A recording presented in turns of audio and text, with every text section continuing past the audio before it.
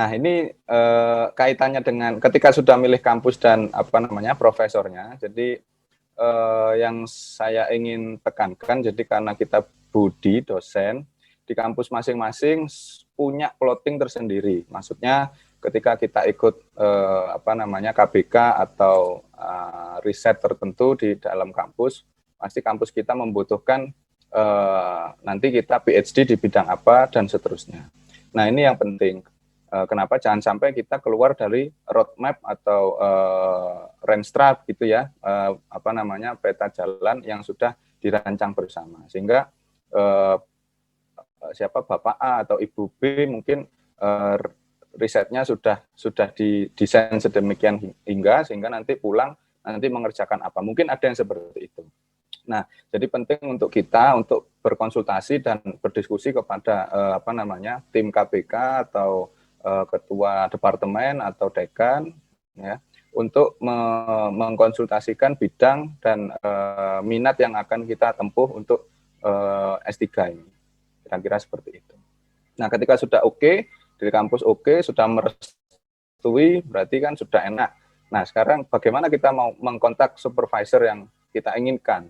Nah, berdasarkan yang sudah dipilih tadi, kampusnya sudah diancang-ancang gitu ya, sudah dipilih, terus kemudian supervisornya juga sudah di list.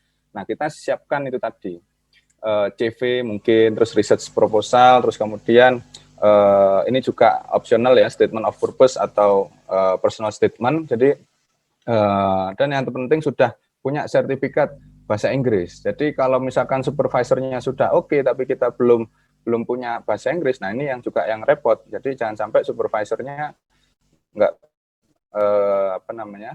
nunggu kita mau tes bahasa Inggris dulu. Nah, jadi tes bahasa Inggris, syarat Inggris itu kalau bisa jadi syarat kampus, juga bisa jadi syarat daftar ke beasiswa UDLN ini.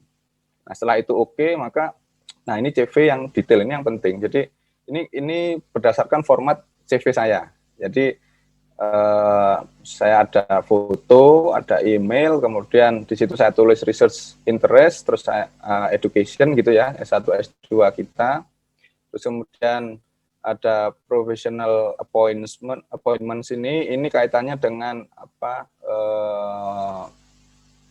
pengalaman-pengalaman sebelumnya. Jadi misalkan pernah kerja di mana sebelum jadi dosen seumpama, atau waktu jadi dosen pun bisa jadi dimasukkan di sini. Misalkan jadi reviewer di jurnal apa, misalkan jadi ketua komite di seminar internasional apa dan seterusnya, atau pernah megang proyek apa di mana, seperti itu mungkin. Jadi dimasukkan aja. Kemudian training dan ini juga penting, dimasukkan segala macam itu.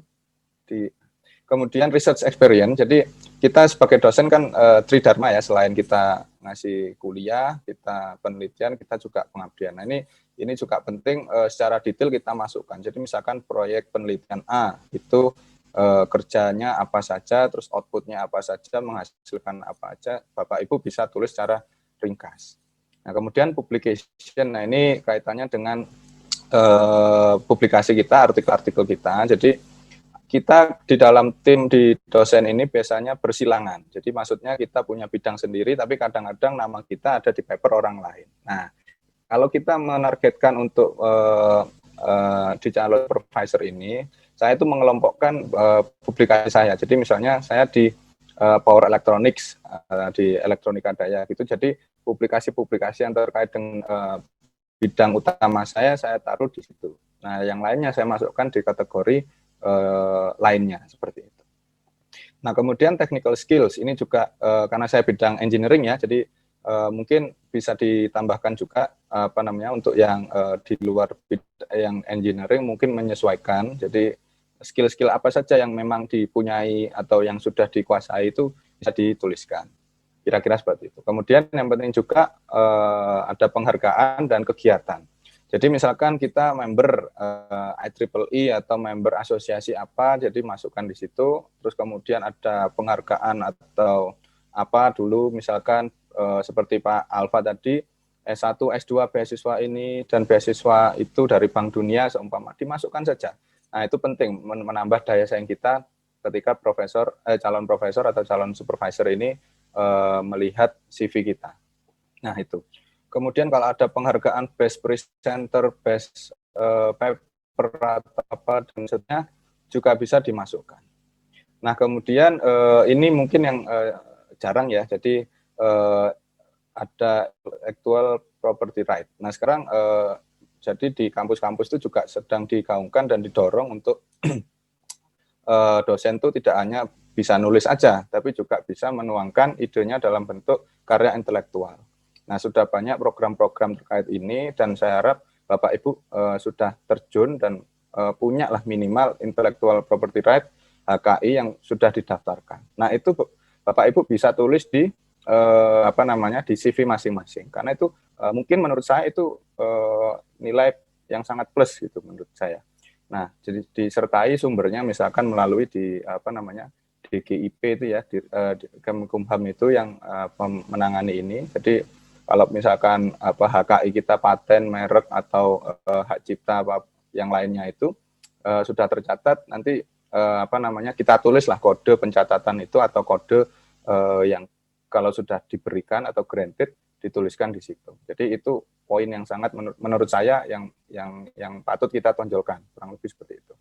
Nah, ini secara garis besar ini profil CV saya isinya kurang lebih seperti ini. Nah, kalau mau ditambahkan misalkan ada kegiatan sosial atau apa bisa dimasukkan. Karena beberapa kampus juga melihat bahwa kita itu harus punya program outreach atau program kita itu bergelut juga di bidang humanity, sosial kemasyarakatan. Jadi mungkin bisa ditambahkan di situ. Mungkin ada program pengabdian masyarakat, yang lain menjadi apa atau apa, outputnya apa, sudah ngapain saja, seperti itu bisa dimasukkan. Jadi kurang lebih itu isinya CV, ini masih belum dikirim ke calon supervisor, itu masih isinya dulu. Nah kemudian research proposal, yang kedua research proposal. Pengalaman saya ini saya bikin research proposal ini untuk ke calon supervisor dan ke LPDP ini cuma satu. Jadi dalam bahasa Inggris saja. Jadi waktu itu saya mikirnya nggak mau repot. Dan waktu itu di skema Budi LN itu saya lupa panduannya tidak dituliskan dalam bahasa Indonesia atau dalam bahasa Inggris. Nah jadi karena tidak ada peraturan yang strict terhadap itu, ya saya tulis saja dalam bahasa Inggris proposal penelitian saya. Jadi saya bikin satu aja yang detail, saya kirim ke calon profesor, supervisor dan untuk kebutuhannya skema Budi LN ini. Nah itu mungkin tapi jangan Bapak Ibu mohon sekali lagi dilihat di panduan ya. Apabila ada perubahan, misalkan research proposal yang dikirim ke Budi LN itu harus bahasa Indonesia, ya dibuat dalam bahasa Indonesia. Nah kurang lebih seperti itu. Nah, yang di sini untuk ke calon supervisor tentunya harus dalam bahasa Inggris. Nah, kadang permasalahan orang Indonesia itu ya bahasa Inggrisnya ya pas-pasan, ya termasuk saya. Nah, tapi bikin proposal riset itu nggak cuma harus 1 hari selesai, enggak, itu prosesnya juga bisa seminggu, 2 minggu, sebulan, ya. Jadi kita nulis ini, besoknya dapat ide apa lagi. Besoknya dapat nulis ini, besoknya lagi ada lagi. Nah, tapi yang penting itu ditulis dengan bahasa Inggris yang baik. Dan kalau perlu minta review dari teman dosen ya untuk bahasa Inggrisnya. Dan juga minta review kepada pakar yang memang di bidang kita. Ya, bisa teman, bisa profesor kita dulu atau yang lain yang memang berpengalaman dan jago bikin riset proposal. Nah, itu penting. Nah, karena ini adalah ini jantung kita nanti ngomong ke profesor. Ini juga nanti akan dibahas di wawancara di tahap akhir penerimaan beasiswa ini. Ditanya betul sampai habis gimana kok bisa bikin seperti ini. Kurang lebih seperti itu. Nanti kalau kita yang buatkan orang lain atau kita nggak begitu ngerti, waduh, alamat itu, bahaya itu. Nah, itu. Kemudian ini yang juga penting. Jadi topik penelitian kita itu yang menarik dan bermanfaat. Tapi saya ingatkan kembali karena kita itu dosen ya yang akan dikirimkan keluar dan akan kembali ya kita harus ingat di mana kita nantinya berpijak. Nah seperti itu yang juga penting. Nah jadi riset boleh riset boleh apa namanya, boleh up to date, boleh mutakhir, boleh apa ya, bombastis, tapi jangan lupa nanti bisa dipakai nggak di Indonesia. Jangan sampai ada gap yang terlalu jauh, misalkan di bidang saya teknologi, nanti udah susah-susah belajar di sana, di sini cuma bengong, kan gitu. Di sana risetnya duitnya sudah jutaan dolar, di sini cuma puluhan juta sampai ratusan juta, ya mohon maaf, memang kenyataannya seperti itu. Tapi itu tadi yang terpenting adalah nanti bisa dipakai nggak ketika di sini. Nah itu juga poin yang akan ditanyakan interviewer pada saat kita di tahap akhir apa tes wawancara itu. Kalau kita udah diwawancara, nanti pasti kita akan ditanyain, ini risetmu buat apa? Emang bisa dipakai di Indonesia seperti itu. Jadi Bapak Ibu saya tekankan kita yang applicable, yang visible, tapi tidak mengurangi apa namanya substansi dan memang menjawab research gap yang memang ada di penelitian-penelitian terdahulu, kurang lebih seperti itu. Nah, kemudian yang terakhir ini salah satu poin juga. Jadi sebelumnya saya sebutkan di US atau di Australia atau di Taiwan atau di tempat yang lain juga umum diminta statement of purpose untuk admission atau personal statement. Jadi Bapak Ibu mungkin bisa googling atau tanya, atau memang biasanya di websitenya itu sudah ada panduannya bagaimana caranya menuliskan statement of purpose atau personal statement. Jadi statement of purpose atau academic statement of purpose itu juga bisa dimaknai itu karir kita itu bagaimana. Jadi perjalanan karir bagaimana sehingga kita dinyatakan atau kita bisa menyatakan bahwa kita siap untuk berkarir atau masuk doktoral seperti itu. Kalau personal statement ini lebih ke arah sisi human kita. Jadi misalkan kita gagal, ya udah kita tulis di situ, tapi kita bisa bangkit. Kita gagal lagi, kita bangkit lagi. Jadi isinya bagaimana kita bisa bangkit dari kegagalan, memotivasi diri kita sendiri untuk menyelesaikan permasalahan-permasalahan, dan memang kita secara lahir dan batin memang siap menjadi seorang PhD student. Kira-kira seperti itu. Tapi ini opsional. Oke, next. Nah, jadi mengontak profesor itu berbagai macam caranya. Jadi kalau kita biasanya yang polosan itu biasanya email ke profesor. Prof, dear Prof siapa, gini, ini CV saya, ini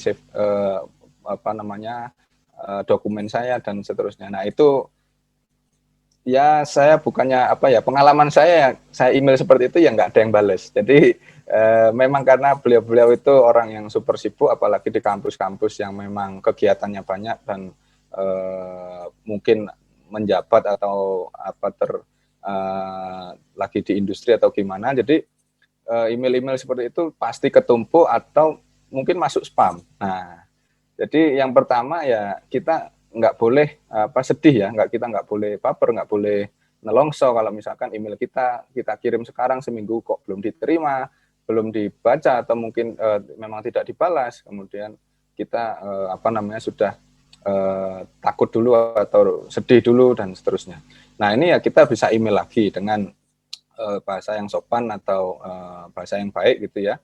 Kemudian seminggu kemudian kalau masih belum dibalas ya memang itu belum rezeki kita ya, berarti memang antara profnya juga sudah punya PhD student yang banyak atau memang kurang tertarik dengan kita atau memang lagi nggak ngambil mahasiswa ya, atau kuotanya sudah penuh itu tadi. Jadi sekali lagi jangan sedih karena kegagalan itu yang membentuk kita, bukan kita disuruh berhenti berusaha kan gitu. Nah ini tadi juga penting, kita misalkan dosen di kampus tertentu ya kita pakai email institusi saja. Jadi dengan harapan email yang ada tag institusinya itu tidak masuk spam. Kurang lebih seperti itu. Mungkin next. Nah, jadi bagaimana kira-kira solusinya kalau misalkan sudah email berapa kali, sudah email sana sini nggak keterima. Nah ini yang penting. Jadi sudah disebutkan tadi di Bu Medi. Jadi kita itu kalau berkawan harus kemana-mana. Jadi untuk apa? Ya kalau butuh seperti ini mudah. Jadi mungkin kita Profesor S1, S2 kita bisa membantu. Ya bisa kita hubungi. Prof minta tolong, ada kenalan di mana dan seterusnya. Jadi kita titipkanlah kebutuhan kita melalui profesor S1 S2 kita yang dulu. Mungkin bisa seperti itu. Kemudian jadi di kampus-kampus di Indonesia juga pasti sudah ada kantor hubungan internasional. Nah, biasanya aktif itu kantor hubungan internasional ini melakukan jejaring juga dengan institusi baik ya luar negeri ya, terutama kampus ya, terkait dengan student exchange, penelitian, kolaborasi dan seterusnya itu. Jadi ya titipkan aja di situ keinginan kita. Jadi ada nggak kampus ya MOU di kampus ini, atau ada nggak channel ke kampus ini dan seterusnya. Nah, dari orang yang di situ mungkin kenal siapa lagi di situ. Nah, kita hubungi lewat situ. Jadi dokumen-dokumen yang tadi sudah kita buat ya kita bisa titipkan di situ, kita kontak siapa yang bisa mengantarkan gitu ya ke calon supervisor, itu mungkin bisa di situ. Nah, ini yang juga penting, teman yang sudah S3 atau sedang S3 di luar negeri. Jadi Pak Alfa ini juga bisa dikontak ini sama teman-teman ini yang ada di yang sudah di Tohoku ini ya. Jadi mungkin bisa punya teman baru Pak Alfa nanti. Siapa tahu cocok gitu di bidangnya. Misalkan seperti itu. Atau teman yang lain yang memang sedang S3 di luar negeri atau yang sudah senior-senior kita yang di kampus kita masing-masing sudah banyak kan yang di luar negeri, jadi bisa dikontak, tapi dengan catatan dilihat kembali apakah kampus-kampus yang dituju tadi itu memang berada di listnya LPDP Budi LN. Nah, kurang lebih seperti itu. Kemudian yang nomor 4 yaitu menghubungi graduate office di kampus yang akan dituju. Kalau bisa kita capek email ke profesornya nggak diterima, silakan hubungi itu kontak person yang ada biasanya di pojok kanan sebelah bawah itu alamatnya dan ada emailnya grade apa gitu ya, misalkan kampusnya misalkan @ntu.sg gitu ya. Jadi misalkan seperti itu. Jadi hubungi orang yang memang admin graduate office-nya di sana ya, minta tolong saya berkeinginan untuk mencari profesor, minta tolong dihubungkan dengan bahasa Inggris yang baik yang sudah direview tadi, perkenalan, kirimkan data diri dan CV proposal penelitian. Nah, mungkin dari situ bisa disambungkan langsung melalui graduate office. Nah, cara-cara ini itu lazim biasanya digunakan di Jerman. Jadi kontak supervisor kalau nggak dibalas ditunggu 2 minggu nggak ada juntrungannya gitu ya. Jadi suruh naruh di graduate office di fakultas masing-masing, kira-kira seperti itu. Jadi Bapak Ibu nggak usah nggak usah nelongso, nggak usah sedih, nggak usah baper ketika misalkan ya memang nggak dibales ya, karena memang bukan berarti kita nggak oke.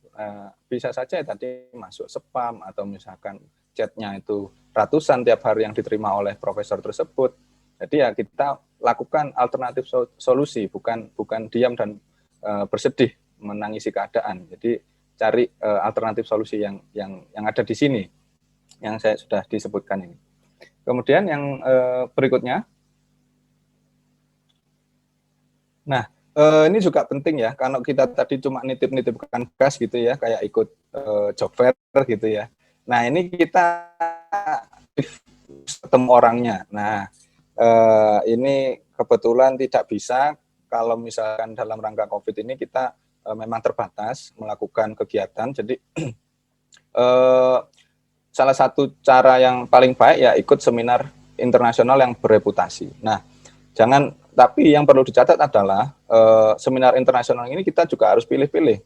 Pilih-pilihnya gimana? Jadi misalkan bidang kita misalkan teknik elektro di biomedik gitu. Nah, tapi kalau kita nulis paper, bikin paper di ikut seminar internasional yang sifatnya umum gitu misalkan. Nah, itu akan sulit ketemu sama orang yang memang bergelut di bidang yang kita mau tadi, teknik biomedik seumpama.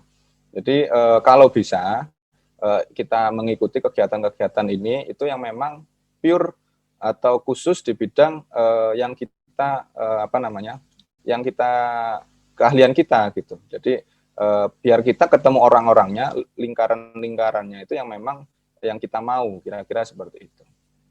Nah, yang kedua juga ini juga penting. Jadi sekarang zamannya Zoom, sekarang zamannya konferensi virtual ya. Jadi webinar-webinar internasional ini juga banyak diselenggarakan oleh asosiasi-asosiasi keilmuan yang Bapak Ibu memang ada di situ.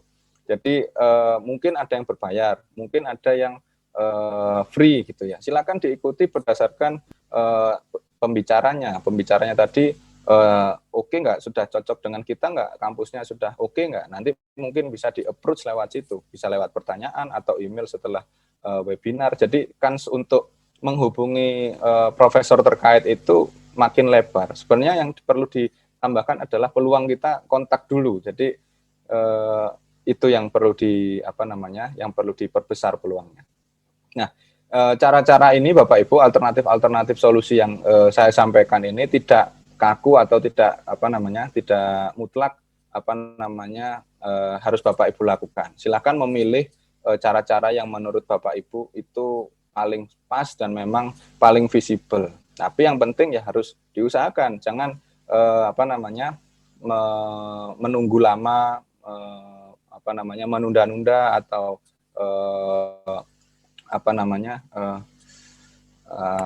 berdiam diri. Jadi seperti Bu Medi bilang, be organized. Jadi waktunya kapan, penerimaan kapan, beasiswanya kapan, Budi LN ini seumpama itu dicatat di timeline betul dan memang disiapkan persyaratan-persyaratannya mulai dari sekarang.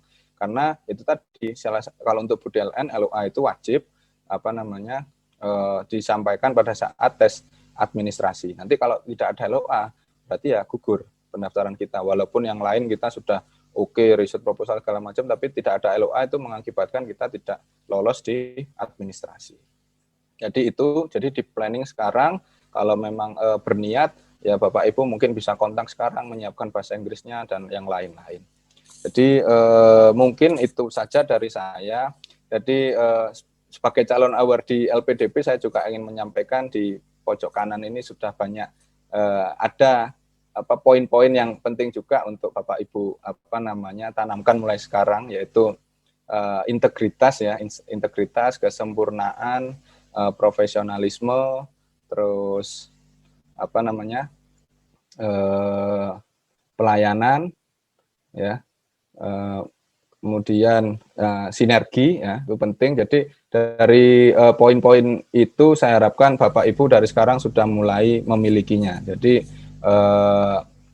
itu yang menjadikan kita tidak hanya unggul di bidang akademik dan keahlian kita, tapi juga nanti kita bisa berkontribusi dan memiliki loyalitas bagi bangsa, negara, dan institusi asal ketika kita sudah berada atau memasuki beasiswa LPDP ini di jalur Budi LN. Kira-kira itu dari saya, mohon maaf sebesar-besarnya apabila ada yang kurang dan masih terbatas. Jadi semoga bermanfaat. Saya tutup. Wassalamualaikum warahmatullahi wabarakatuh.